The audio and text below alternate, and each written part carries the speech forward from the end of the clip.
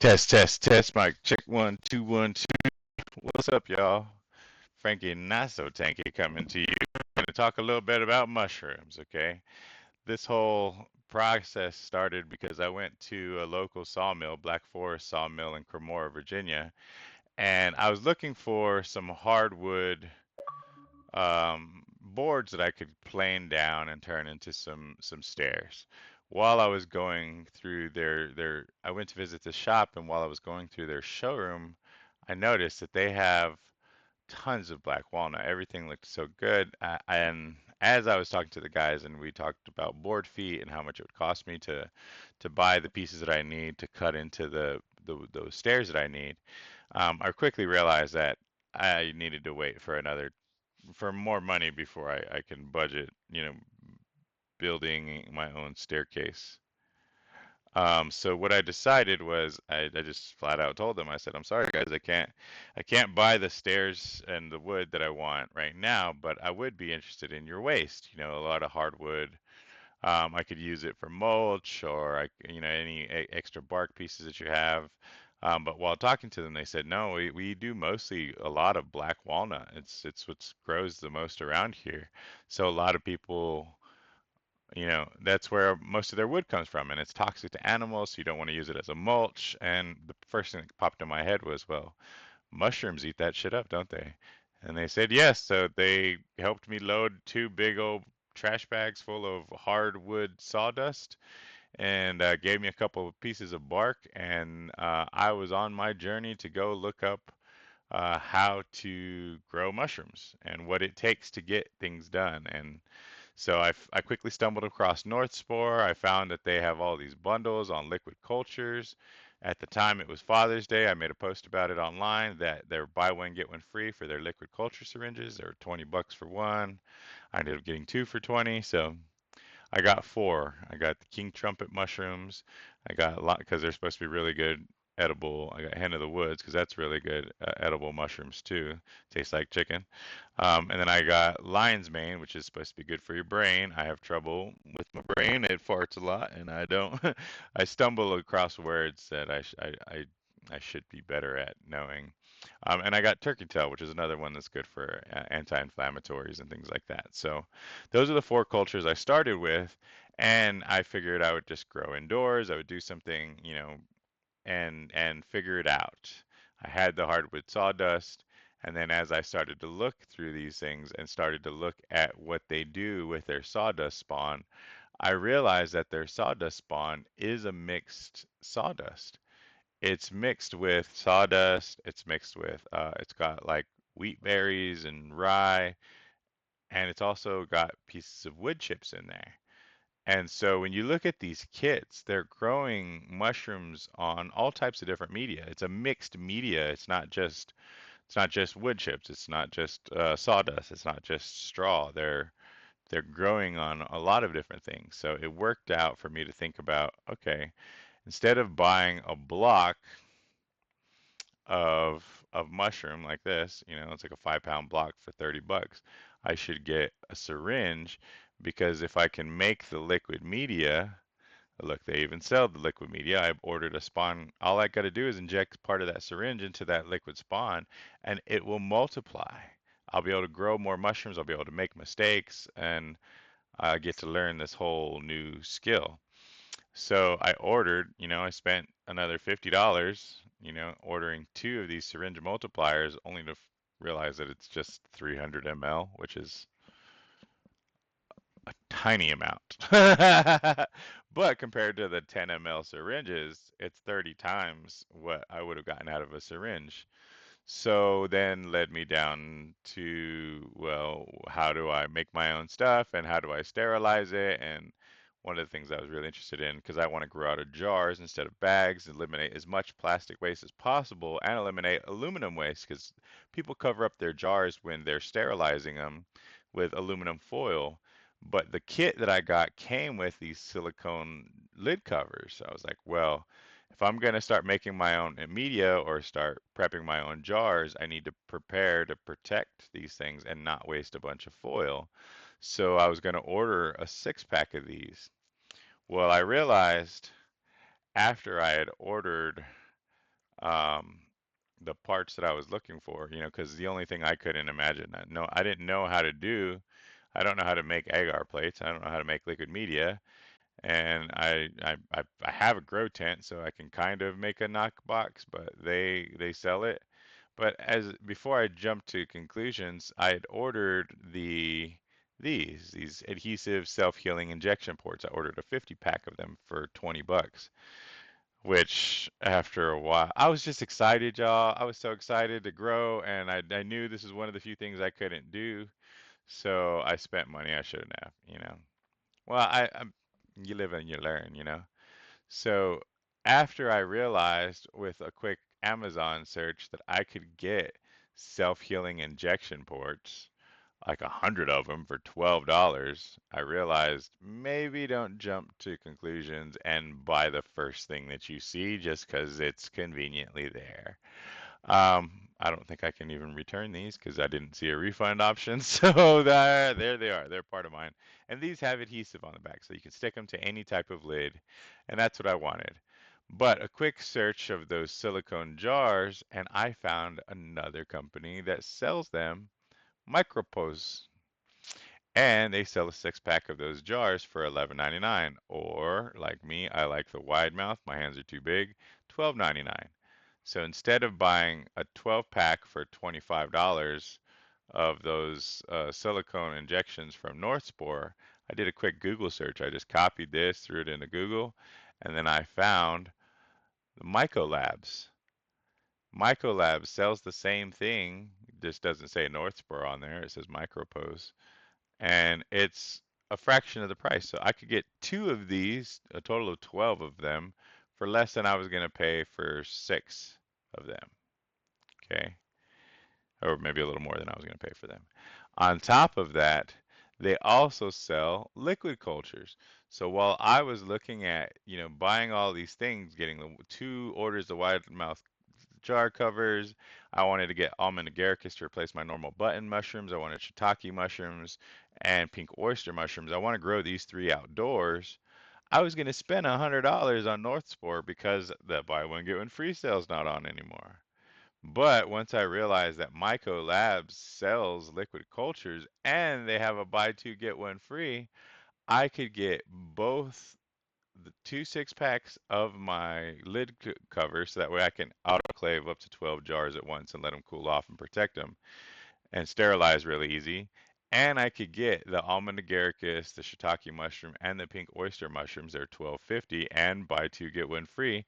Even with shipping, dude, I was spending $61 instead of spending $102 plus shipping. They'll give you free shipping if you spend $200. So I started created an order and saved myself $40. And in the process, I decided, okay, well, maybe I should make a list of mushroom stuff because I don't want to lead you all down the wrong path telling you that North Spore is the way to go. When I'm a budget fucking shopper and I just got excited and I spent more than I wanted to. So I'm going to show you. I did a search. I found another vendor. It's still a 10 cc or 10 ml syringe, and we're saving money. Ground shipping isn't too bad. And when you want to set up your own mushroom grow, I now have a list. I'll put a link in the description of almost all the supplies I'm looking at for growing mushrooms. Now, I say almost because you can't get everything on Amazon. And like I said, I want to avoid as much plastic waste as possible, even though some of the least expensive things you can get are plastic. But it should be reusable plastic. You should be able to reuse it and see it and do it. So, one of the things that is very difficult I found looking for plastic lids is they're not made to be heated. Whereas this one has borosilicate glass and it also has a GL45 corrosion resistant, high temperature resistant. So um, it's made to be autoclaved. Okay, it's made to be sterilized, and I want 1,000 ml because you can only fill them about halfway before you put them in. in your pressure cooker, and then once it the pressure fills up, uh, your liquid will overflow. So you want to have a little bit larger. I was going to buy a 250 or a 500 ml, but no, I need at least 1,000 ml just to make 500 ml comfortably and sterilize it without it overflowing. So yeah, I want to get a larger bottle to make more liquid cultures. I want to get some petri dishes so I can learn how to make agar plates, and then I can test my liquid cultures before I inject them into the grain spawn. And then I was learning that for long-term storage, you generally want to put them in a slant where it's basically like a long test tube that you put at an angle. As it dries, it gels over and creates a slanted surface that has a lot more surface area. This is for long-term storage.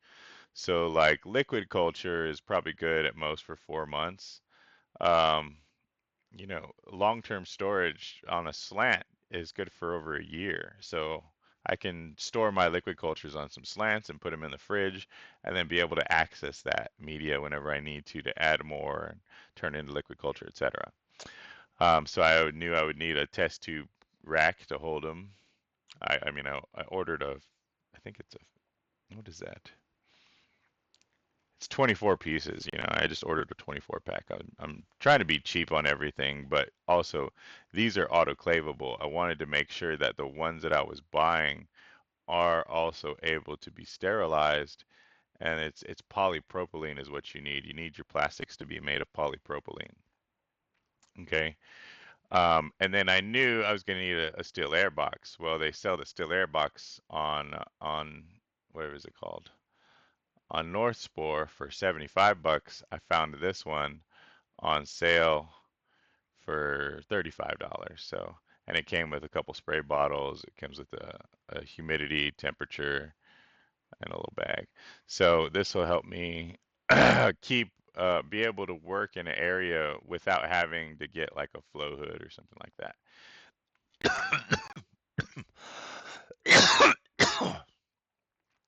Another thing, I already have magnetic stir plates because I used to do cosmetics.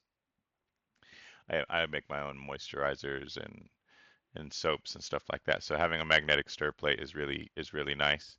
So I would suggest you guys, invest in some magnetic stirs and magnetic stir bars because then you can just put them in the jar and add your stuff and it'll mix it for you while you're doing that. It saves you time. And then because I'm going to make a variety of different containers to grow in, I'm starting with some mono tubs. So they recommend cutting in 3-inch holes and 1-inch holes, you know. So I knew I was going to need at least a 3.3-inch, you know, micro pore tape so I could use it as a filter. And then I knew I was going to need at least 1 inch or bigger, 2-inch, to cover over the 1-inch holes. And then if I end up using these for my jars or anything, then I'm also going to need like up to a 1/2 inch because I'm going to be drilling 1/4 inch diameter holes or 3/8 inch depending on what object I'm putting in there. So I ordered a bunch of the micropore medical tape. It's in 10-yard rolls, so it's easy to just cut off the piece that I need and put it over the hole. And I ordered these from Amazon because you can get a 2 pack of them or a 6 pack of them for like $8 a piece instead of ordering them from Amazon for like $10 a piece plus shipping. And then because I'm doing mason jars, you can order these from Walmart also. I want to say they're like half price, or like $16 for a 32-ounce wide mouth. Now, I spent some extra money on some lids, and that's just because I wanted something that was going to be more rust proof. Now, I'm not saying they are rust proof, but they're more rust resistant. They're supposed to be a heavier duty metal, and it's supposed to last longer than the cheap tin plate that they use. This is 430 metal, so it's supposed to last longer.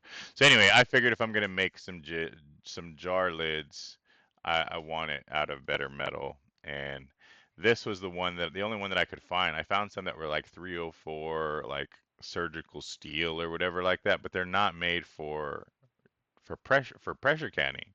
So you need something that can be made and is safe for canning. A lot of stuff is these a lot of these extra lids that they sell, they're made for just sitting on the counter, you know.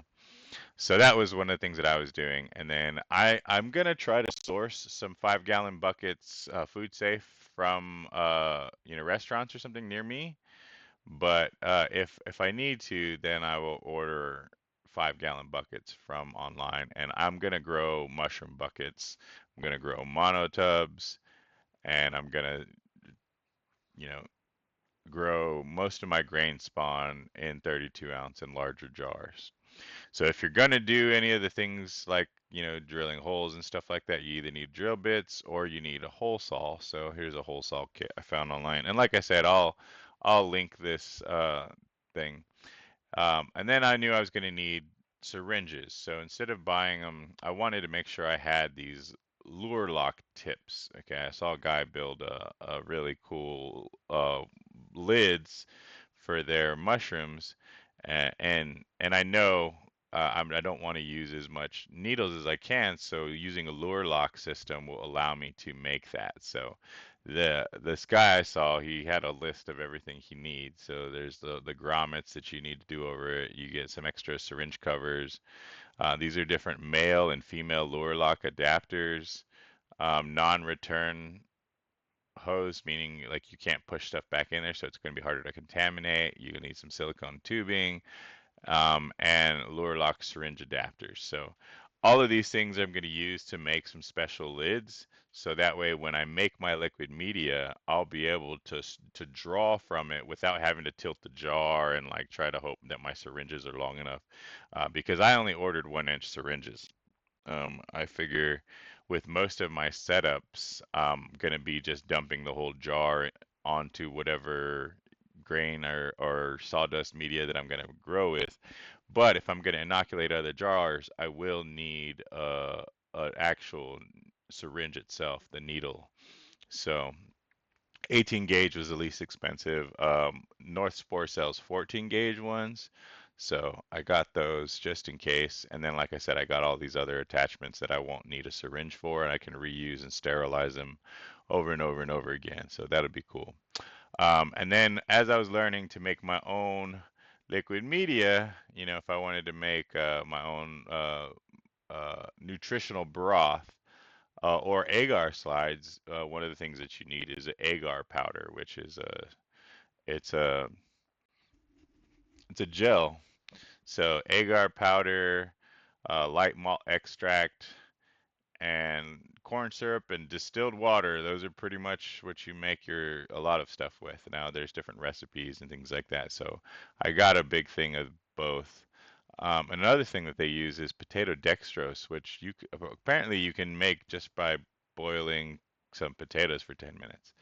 Another thing that they recommended was bacteriological peptone. One of the people that I was watching was saying that they use this as like an extra nutritional supplement. I've also heard them use like nutritional yeast, um, in making your agar or your liquid broths, and then distilled water. Distilled water is really easy to get because I live on a well. So if I use my well water, there's a chance that it'll be catching other metals and things like that. And then for your agar slides, it's good to have some type of food grade coloring that's like a gel coloring, because it'll respond well to the heat. A lot of people use these in candy making, so if you just use regular water food grade coloring, it won't your color of your slides won't be consistent. Um, and that was one of the things that I was reading about as I'm learning about stuff. Um, I'm learning that you want to have different things for different things.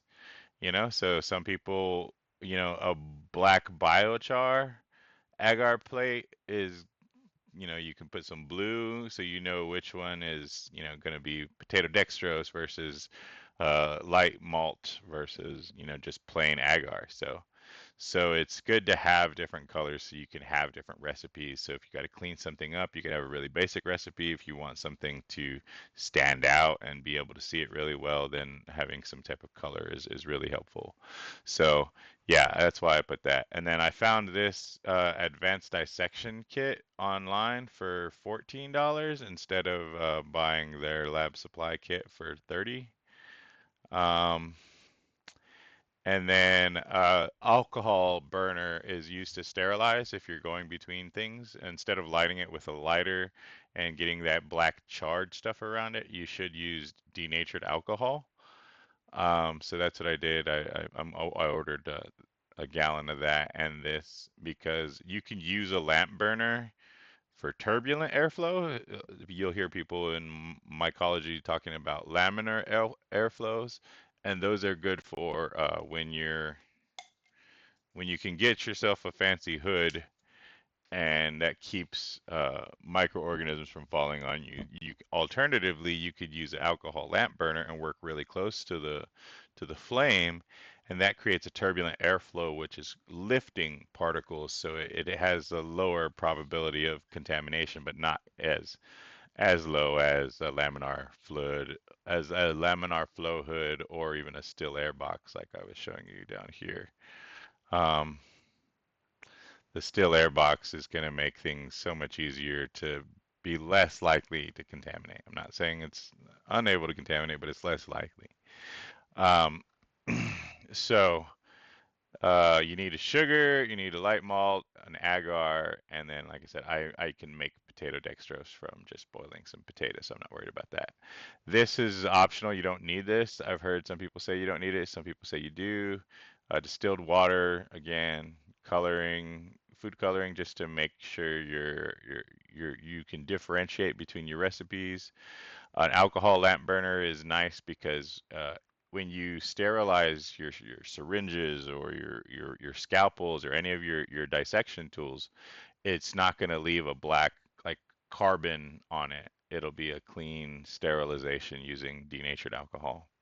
Other things that would really come in handy are going to be like stainless steel work tables, something that you can sanitize repeatedly with alcohol and not damage it.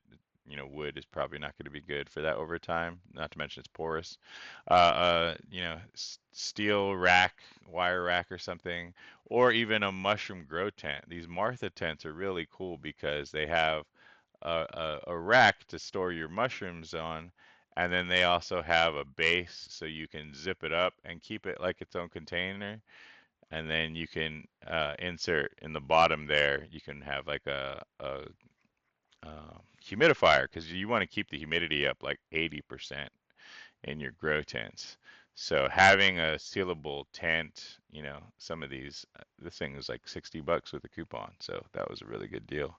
And then instead of a normal humidifier, I thought a reptile fogger would be cool because then you can run the hose into it without having to just trying to leave the system in there the whole time. That way you have more room for your grow. And then you generally would need some type of exhaust or something like that to get good gas exchange. In some of these kits, you can even do carbon filters and stuff like that attached to them, or a HEPA filter you can attach to it. These are just different fans. Some of them are less expensive. Some of the filters are less expensive. Some of them are full kits with like a humidity and thing. And then, like I was telling you, instead of me getting those injector ports like I bought there, I spent 20 something dollars on 50 injection ports. On Amazon, I ordered these 100 piece of self-healing injection ports, and these are the rubber types that you would see on normal medical bottles, and it also came with some filters for $12. You could go bigger, 20 millimeter instead of a 13 millimeter, but I figured 13 millimeter would be big enough, especially for the injection ports. I wasn't too worried about the synthetic filter stickers because I have micropore tape, so I can do that if I need to. So yeah, Yeah, this is all the stuff. Let's Grow Mushrooms. I'll share the link in my thing, and then you guys can find, what I've found so far. And then if you watch this, then you'll see Myco Labs. Great. I haven't got their syringes yet, so I don't know what it's like. I haven't grown anything from them, but they have a lot of stuff that I was looking for. And then when you look at mushroom growing supplies, um, I need to get a dehydrator. That's one of the things that I need. So, but they had good prices on a lot of their stuff. So, Myco Labs for sure is uh, is where I'm going to be ordering a lot more of my stuff, and you can see how they have uh, liquid culture systems set up differently. And the more you read about stuff, the more you learn about it, and the more you can figure out. Like this, they sell a liquid culture kit, 28 ounce, and that's 18.50. Like it's cheaper there than it was for me to buy the one from Northspore. So do some research. Don't jump on the first deal that you see. Hey, they even got a. This is the shelf for the Martha tent. It looks like you have to get the plastic thing separate. But anyway, yeah, yeah. Do some research. Don't jump on the first thing that you see. Um, throw it into Google, compare some things, and see what you can come up with because there are other deals available. But I know with Amazon you get free shipping if you're a Prime member, or you get, you know, I don't. I've always been a Prime member, so I don't know what you don't get. Um, and then the other thing that I was going to talk to you about besides that was actually, we'll cover that on a separate day. This is a mushroom video. We're doing mushrooms. We're talking mushrooms. We'll talk organic growing and media and stuff like that, New Country Organics. We'll cover that in the next video. But if you do live in the Shenandoah Valley area, you can get organic supplies from them in the larger, totes if you have a truck or a vehicle for it. But you can also get whole wheat and oats and all different types. Actually, let me just switch this over because I usually just sort it by 40 pound or 50 pounds because that's what I'm looking for. Um, yeah, so for this, I could use peas. I could use wheat, which a 40-pound bag of unmilled wheat for $30. It's pretty hard to pass that up. From what I found, organic oats, barley. There's lots of different media that people use for growing mushrooms, and being able to get some type of organic thing that's not going to be sprayed with a bunch of pesticides um, that you can grow with and use to supplement your sawdust recipe. They usually recommend the one that I looked for was like some type of either wheat or rye, whole grains, the sawdust, and wood chips, as well as gypsum.